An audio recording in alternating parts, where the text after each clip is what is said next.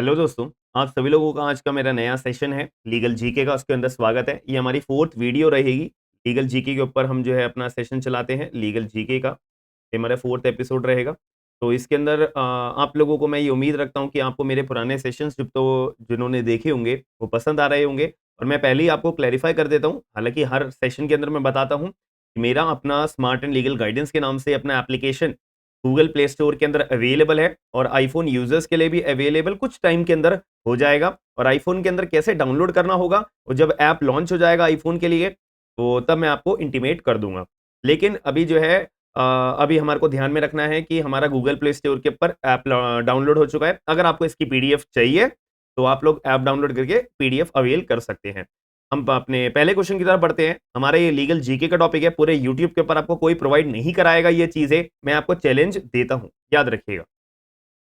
तो अभी हम अपना अपना क्वेश्चंस पे ध्यान देते हैं। सबसे पहली बात हमारे को क्या याद रखनी है कि प्रेजेंट हमारे जो चेयरपर्सन है किसके, एनएचआरसी के। एनएचआरसी की फुल फॉर्म क्या होती है? आप लोग अभी के अभी वीडियो को पॉज करके कमेंट बॉक्स के अंदर जरूर बताइएगा। National human rights commission. तो एनएचआरसी की फुल फॉर्म होती है नेशनल ह्यूमन राइट्स कमीशन। इनके जो चेयरपर्सन है वो कौन है?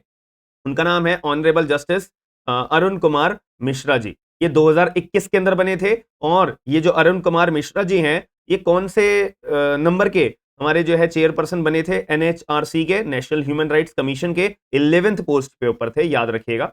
तो एनएचआरसी के हमारे चेयरपर्सन कौन है? Honourable justice Arun Kumar Mishra ji. अब यहाँ पे क्वेश्चन अराइज होता है कि सर यहाँ पे क्या ये संविधान के अंदर ये पोस्ट के बारे में बताया हुआ है? एनएचआरसी की पोस्ट के बारे में बताया हुआ है?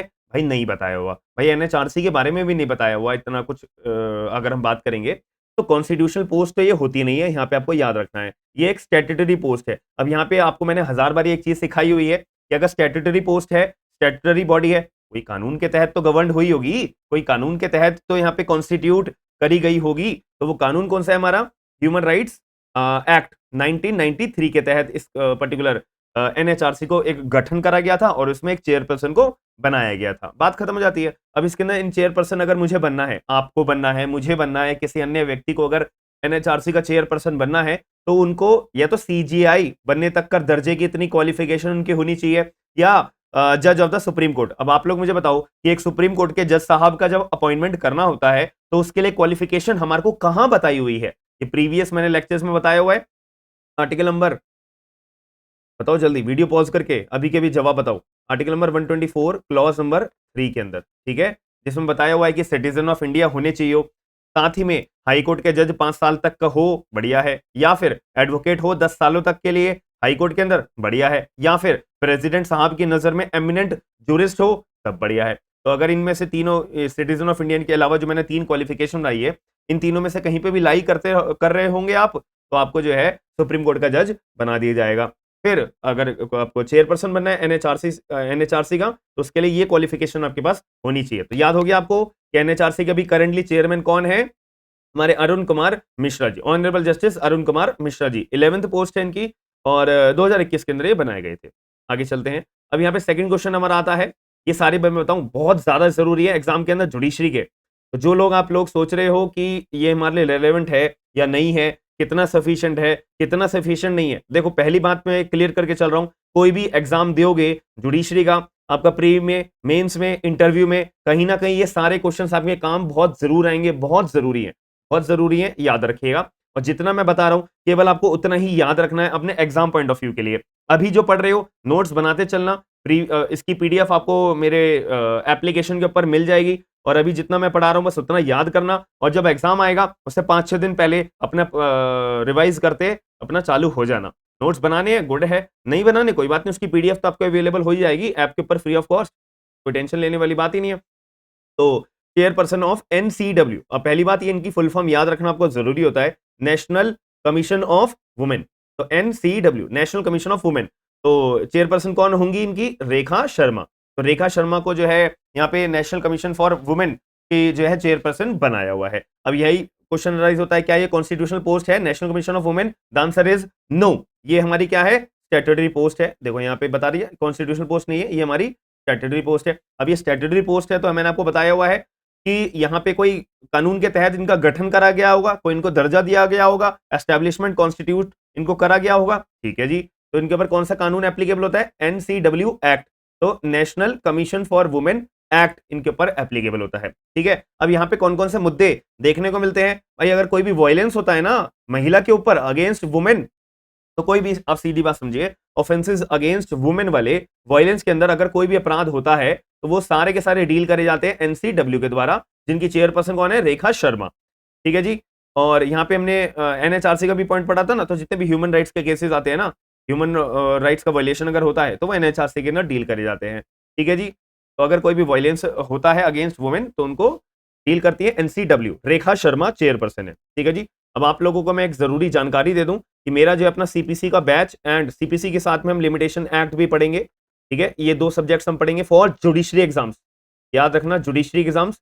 और अगर आप एपीपी का एग्जाम मान लेते हैं, आ जाती है कोई नोटिफिकेशन, उसके लिए भी बहुत ज्यादा जरूरी है सीपीसी पढ़ना।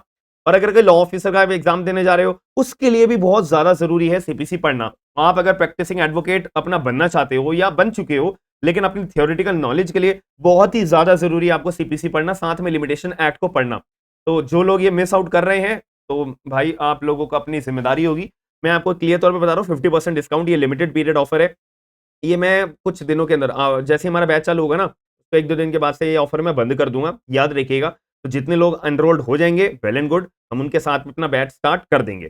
तो जितने भी लोग इंटरेस्टेड है सीपीसी एंड लिमिटेशन एक्ट हम अपना कवर अप करेंगे 5 जून, कुछ ज्यादा टाइम नहीं रह गया है, आज 3 तारीख हो गई, 2 दिन यानी परसों 3 बजे हम अपना बैच चालू कर देंगे। सीपीसी एंड लिमिटेशन एक्ट यहाँ पे पढ़ाया जाएगा 5 जून को। तो 50% डिस्काउंट है, जैसे कि आप ये देख सकते हो कि कोर्स का प्राइस आपको 8,000 रुपए आपके ऊपर दिखेगा, लेकिन आप जैसे ही मेरा 50% डिस्काउंट पे यहाँ पे क्लिक करोगे, क्लिक करने के बाद आपके ऑटोमेटिकली 4,000 रुपए माइनस होके आपको इतना अमाउंट पे करना पड़ेगा, ठीक है। फॉर ये 105 रुपए कुछ हैंडलिंग चार्ज लेते हैं इंटरनेट वाले, मुझे भी नहीं पता, ठीक है। तो बट यहाँ पे अपने ये होता है ना ट्रांसफर करने में आपके जो स्मूथ ट्रांजेक्शन हो, इसीलिए। तो जितने भी लोग इंटरेस्टेड हैं आप लोग ज्वाइन कर सकते हो। आपको यहाँ पे क्या क्या मिलने देखने को मिलेगा? लेटेस्ट अमेंडेड नोट्स, जो भी लेटेस्ट अमेंडमेंट्स हुई हैं, लेटेस्ट केस लॉज हम पढ़ेंगे, पूरा का पूरा सीपीसी एंड लिमिटेशन एक्ट पढ़ेंगे। और आपको टॉपिक वाइज यहाँ पे टेस्ट सीरीज यहाँ पे होगी, और जो नोट्स होंगे वो उतने ही आप अगर पढ़ लोगे आपका पूरा सीपीसी कवर है, प्री पॉइंट ऑफ व्यू से and mains point of view से। और जो मेंस के अंदर जो मैं क्वेश्चंस आपको प्रोवाइड कराऊंगा ना, मतलब जो नोट्स प्रोवाइड कराऊंगा उसके अंदर आपको जो है मेंस के जो मतलब जो नोट्स होंगे उसके अंदर क्वेश्चन आंसर फॉर्म भी है कि इस क्वेश्चन अगर ऐसा क्वेश्चन आएगा एग्जाम में, इसका मैं किस वे में आंसर दे सकता हूं, ये क्वेश्चन आएगा इसका आंसर मैं कैसे लिखूंगा, बात खत्म। तो इतना नोट्स आप अगर पढ़ लोगे पूरा सीपीसी में मास्टर बन जाओगे 100%, मैं आपको कह रहा हूं 100%। बट उसके लिए क्लासेस लेना बहुत जरूरी है, क्योंकि नोट्स जो बंदा बनाता है ना उसको अपना पैटर्न खुद पता होता है कि मुझे कैसे एक्सप्लेन करना है और कैसे बच्चों को पढ़ाना है, बात खत्म हो जाती है। तो ये आप लोगों के ऊपर है। तो जितने भी लोग इंटरेस्टेड है ऐप डाउनलोड करो, ऐप के ऊपर बैच भी मिल जाएगा, फ्री लीगल जीके की क्लास, ये पीडीएफ भी मिल जाएगी, सब कुछ एप्लीकेशन के ऊपर अवेलेबल है। तो ये आप लोगों के ऊपर रहता है। अब नेक्स्ट क्वेश्चन की तरफ हम बात करते हैं। अब चेयरपर्सन ऑफ सीआईसी, अब सीआईसी की फुल फॉर्म क्या होती है? Central information commission, central information commission. अब एक कॉमन सेंस से बात बताओ, इंफॉर्मेशन की बात हो रही है तो अगर मेरे को कोई जानकारी चाहिए किसी विभाग से, किसी कंपनी से, तो मैं क्या फाइल करता हूं? आरटीआई फाइल करता हूं। तो इंफॉर्मेशन जांचने के लिए तो कहीं ना कहीं आरटीआई से भी कोई ना कोई रोल प्ले होता है या नहीं होता है, इसके बारे में हम समझेंगे। सबसे पहली बात, चेयरपर्सन जो हमारी कौन है? सीआईसी है। सीआईसी की कौन है चेयरपर्सन? वाई के सिन्हा जी। वाई के सिन्हा जी को सीआईसी का चेयरमैन बनाया हुआ है, और ये 11th पोस्ट है इनकी, मतलब 11th नंबर पे जो चेयरमैन आएंगे उनका नाम आएगा वाई के सिन्हा जी। इनसे पहले 10 लोग अभी बन चुके हैं और 12वां भी कोई नहीं बना है, क्लियर तौर पे आ जाती है। ये हमारे कॉन्स्टिट्यूशनल पोस्ट तो है नहीं, it is a statutory post. और जैसे हमने दिमाग लगाया था इंफॉर्मेशन, तो ये आरटीआई एक्ट 2005 से गवर्नड होता है, बात खत्म हो जाती है। अब इनका जो सीआईसी का जांच पड़ताल करने का जो जुरिडिक्शन है वो कौन सा है भाई? पूरा का पूरा सेंट्रल, पूरे की पूरी पब्लिक अथॉरिटीज में इनका पूरा का पूरा विभाग इस जानकारी को अपना कंट्रोल करके रखता है। और फर्स्ट सीआईसी हमारे कौन बने थे? या एग्जाम में आता है, देखो यहाँ पे ना फर्स्ट वगैरह नहीं पूछा जाएगा आपसे, एनएचआरसी का फर्स्ट चेयरमैन कौन था, ठीक है। जुडिशरी की मैं बात कर रहा हूं, अगर आप आईएएस लेवल का जाओ या कोई एसएससी का एग्जाम देने जाओ या कोई अन्य एग्जाम देने जाओ, उसमें पूछ सकता है, उसकी गारंटी मैं नहीं लेता। मैं जुडिशरी एग्जाम्स की आपको एक बात करके अपना पर्सपेक्टिव बता रहा हूं, प्रीवियस पेपर को एनालाइज करने के बाद में और भी बहुत सारी चीजें एनालाइज करने के बाद में। एनसीडब्ल्यू का भी फर्स्ट आपसे नहीं पूछा, लेकिन सीआईसी का बहुत बार पूछा हुआ भी है। तो फर्स्ट सीआईसी कौन थे हमारे? वजाहत हबीउल्ला, ठीक है। थोड़ी प्रोनाउंसिएशन में ऊपर नीचे हो तो आप अपना देख लीजिएगा। तो वजाहत हबीबुल्ला जी जो है हमारे फर्स्ट सीआईसी बने थे, chief information commission, central information commission. And 11th post पे कौन है सीआईसी? वाई के सिन्हा जी। आंखें बंद करके बार बार रिपीट करते रहा करो, ये आपको मैं याद कराने की एक एक्सरसाइज बता रहा हूं, ताकि आपको पीडीएफ में हाथ रखोगे सीधा अपना और आंसर बताते चलोगे अपना रिवाइज के तौर पे, ठीक है, पढ़ने के तौर पे नहीं, पढ़ तो अभी रहे हो आप लोग, ठीक है। तो वाई के सिन्हा जी एंड जो सीआईसी सेंट्रल इंफॉर्मेशन कमीशन हमारी कॉन्स्टिट्यूशनल पोस्ट नहीं होती है, स्टैट्यूटरी पोस्ट होती है, आरटीआई एक्ट 2005 से गवर्नड होती है। इनका और जुरिडिक्शन कितना होता है? पूरा सेंटर का और पूरे पब्लिक अथॉरिटीज के ऊपर पे। फर्स्ट ये सही कौन थे? वजाहत हबीबुल्ला जी। बात खत्म हो जाती है। लास्ट क्वेश्चन हमारे सेशन का, नहीं सेकंड लास्ट क्वेश्चन, ठीक है। तो अभी तो 3 क्वेश्चन है ना, चौथा क्वेश्चन आ गया। तो चेयरपर्सन ऑफ सीडब्ल्यूसी कौन थे? तो सेंट्रल विजिलेंस कमीशन। तो सेंट्रल विजिलेंस कमीशन, विजिलेंस मतलब जांच पड़ताल करना, देखरेख करना कि भाई कोई घपला तो नहीं कर रहा, कोई करप्शन तो नहीं करना, उसकी जांच पड़ताल करना। विजिलेंस से हमें यही शब्द समझ में आता है। तो मान लेते हैं एग्जाम के अंदर आपको कोई चीज ये याद ना आई ना कि विजिलेंस का मतलब क्या होता है, कितना जुरिडिक्शन है, कहाँ कहाँ के केसेस देखते हैं, तो ये ट्रिक है, ठीक है। तो इनके अंदर कौन चेयरपर्सन है? प्रवीण कुमार श्रीवास्तव। प्रवीण कुमार श्रीवास्तव जो है हमारे सीडब्ल्यूसी यानी कि सेंट्रल विजिलेंस कमीशन के चेयरपर्सन है, और ये 21st चेयरपर्सन बन चुके हैं, यानी कि इनसे पहले 20 लोग चेयरपर्सन की पोजीशन पे अपनी होल्ड करके बैठ चुके हैं। तो 21st हमारे सीडब्ल्यूसी हैं प्रवीण कुमार श्रीवास्तव। तो ये कौन कौन से मैटर देखते हैं, मैंने आपको बताया अपना दिमाग लगा के, और आप लोगों ने भी अपना दिमाग लगाया बहुत अच्छे तरीके से, कि करप्शन का कोई भी मुद्दा होगा पूरे के पूरे सिस्टम के अंदर, याद रखना, छोटे से छोटा मुद्दा हो, छोटे से बड़ा मुद्दा हो, सेंटर का मुद्दा हो, स्टेट का मुद्दा हो, लोकल अथॉरिटी का मुद्दा हो, पूरा का पूरा मुद्दा जो है सेंट्रल विजिलेंस कमीशन के द्वारा कंडक्ट करवाया जा सकता है। और ये कॉन्स्टिट्यूशनल पोस्ट तो है नहीं, स्टैट्यूटरी पोस्ट है, इसीलिए स्टैट्यूटरी स्टेटस इनको किसके द्वारा दिया गया था? कि एक कानून पास करा गया था सेंट्रल विजिलेंस एक्ट 2003 के अंदर, जब से फिर विजिलेंस विभाग अपना बनाया गया, सेंट्रल विजिलेंस विभाग कमीशन। इसके चेयरपर्सन हमारे 21 अभी तक बन चुके हैं। लास्ट क्वेश्चन हमारे सेशन का एक कॉन्स्टिट्यूशनल अमेंडमेंट के ऊपर, कल मैं आपके लिए डालूंगा ना, कल बहुत इंपॉर्टेंट एक मैं क्वेश्चन डालूंगा आपके लिए, जो केशवानंदा भारती का केस है ना, के रिगार्डिंग मैं कुछ आपको लिंक करके एक चीज पढ़ाऊंगा, बहुत इंपॉर्टेंट होगी, तो कल का सेशन में जरूर अटेंड करिएगा। हालांकि आपको पता है लीगल जीके के मैं जितने भी क्वेश्चन ला रहा हूँ सारे इंपॉर्टेंट, मोस्ट इंपॉर्टेंट है, मतलब इससे ऊपर कुछ नहीं है, इतना पढ़ लिया ना आपने, मोर देन सफिशिएंट है, बट पहले क्लासेस पूरी लेना, याद रखना, ठीक है। तो 21st हमारा कॉन्स्टिट्यूशनल अमेंडमेंट एक्ट 1967 में आया था। पहले तो ये बात याद रखना, ईयर भी आपसे कभी कभी पूछ लेता है एग्जाम के अंदर, क्योंकि संविधान के अंदर आप जुडिशरी का पेपर दे रहे हो, तो जुडिशरी का जो पेपर फ्रेमर्स होते हैं वो से एक्सपेक्टेशन रखते हैं कि बच्चे को सब कुछ आना चाहिए संविधान से रिगार्डिंग, अमेंडमेंट आनी चाहिए, कब आई थी, कब नहीं आई थी, क्या बोला गया था, कौन सा आर्टिकल में ऐड करा गया, क्या ऐड करा गया, क्यों ऐड करा गया, ये सब बातें आपको पता होनी चाहिए, ठीक है। तो 21st कॉन्स्टिट्यूशनल अमेंडमेंट हमारी 1967 के अंदर आई थी। इन्होंने क्या करा था? शेड्यूल नंबर 8 के अंदर खेल बदल करा था, कि पहले जो है ना 14 नहीं, टोटल 14 लैंग्वेज हुआ करती थी, ठीक है। फिर 1967 में 21st अमेंडमेंट करी गई, फिर उसके बाद जो है 15th लैंग्वेज को ऐड करा गया, जिसका नाम था सिंधी। तो सिंधी लैंग्वेज को भी यहाँ पे 15th लैंग्वेज का दर्जा देके, और ये 14 से 15 लैंग्वेज की क्वांटिटी बढ़ा दी गई थी, ठीक है। आप लोगों से मेरा क्वेश्चन है कि अभी हमारे भारत के अंदर 2023 में कितनी तरह की लैंग्वेजेस शेड्यूल नंबर 8 के अंदर ऐड करी गई है? यह आप लोगों का होमवर्क है कि कमेंट बॉक्स के अंदर जैसे ही ये सेशन कंप्लीट होगा, आप लोग मुझे अपना होमवर्क कंप्लीट करके बताओगे। इट इज योर होमवर्क कि टोटल हमारी कितनी लैंग्वेजेस हैं अभी भारत के अंदर 2023 में। देखा जाएगा कि आप कितने अटेंटिव हो एग्जाम निकालने के लिए, कितने आप आग अपने अंदर रखते हो एग्जाम निकालने के लिए, कितनी आपके अंदर मोटिवेशन है एग्जाम निकालने के लिए, वो देखा जाएगा, ठीक है जी। 21st constitutional amendment act 1967 which was added under the schedule number 8 Sindhi as 15th language, याद रखिएगा। Now just we are concluding the lecture.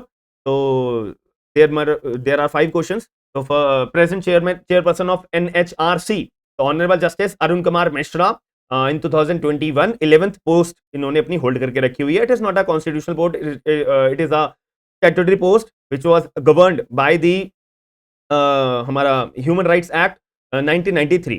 And chairperson के अगर मुझे बनना है एनएचआरसी के अंदर, तो क्या क्वालिफिकेशन होनी चाहिए? सुप्रीम कोर्ट का जज बनने तक की मेरे पे क्वालिफिकेशन होनी चाहिए, या सीजीआई? सुप्रीम कोर्ट का जज बनने की क्वालिफिकेशन मेरे को कहां मेंशन करी हुई है? Article number 124 clause 3। Now second question हमने क्या पढ़ा था कि chairperson of NCW national commission for women, Rekha Sharma, है ना, शर्मा थी ना, ठीक है। It is not a constitutional post, it is a statutory post. तो इनको भी हमारा जो है एनसीडब्ल्यू एक्ट से गवर्न करा जाता है, और ये जो मैटर कौन कौन से डील करते हैं, जो भी वायलेंस होता है वुमेन के ऊपर। फिर हमने अपना प्रमोशन के बारे में देखा था कि हाँ हमारा बैच चालू होने वाला है, ठीक है, एंड प्राइजेस के बारे में हमने डील करा था। देन हमारा थर्ड क्वेश्चन क्या हुआ था, सीआईसी का चेयरपर्सन कौन है, सेंट्रल इंफॉर्मेशन कमीशन। इनका जो हमारे चेयरपर्सन है इनका नाम है वाई के सिन्हा जी। ये अपना जो है 11th पोस्ट, 11th यहाँ पे भी थे ना हमारे, 11th पोस्ट इन्होंने होल्ड करके रखी हुई। It is not a constitutional post, it is a statutory post govern by the RTI act 2005। और इनके पास पूरा का पूरा एरिया होता है जुरिडिक्शन का, सेंटर हो पब्लिक अथॉरिटीज हो। फर्स्ट सीआईसी कौन थे, वजाहत हबीबुल्ला, ठीक है, याद हो रहा है ना, सब लोग आंखें बंद करके अपना बताते रहा करो, जो लोग आंखें बंद नहीं कर रहे हैं गलत है, ठीक है। चेयरपर्सन ऑफ किसके, सीडब्ल्यूसी, सेंट्रल विजिलेंस विभाग कमीशन। तो इनके जो चेयरपर्सन है श्रीवास्तव है, प्रवीण कुमार श्रीवास्तव। देखो मेरे को श्रीवास्तव नाम याद आ गया था, तो मैंने प्रवीण कुमार भी अपना याद, मेरे दिमाग में एकदम क्लिक हो गया। और ये जो 21वें अपने सीडब्ल्यूसी है, और यहाँ पे कॉन्स्टिट्यूशनल पोस्ट अपनी ये होती नहीं है, ये हमारी जो है स्टैट्यूटरी पोस्ट होती है। अब स्टैट्यूटरी पोस्ट है तो कोई कानून पास करा गया होगा, तो सेंट्रल विजिलेंस एक्ट 2003 के अंदर कानून पास करा गया था।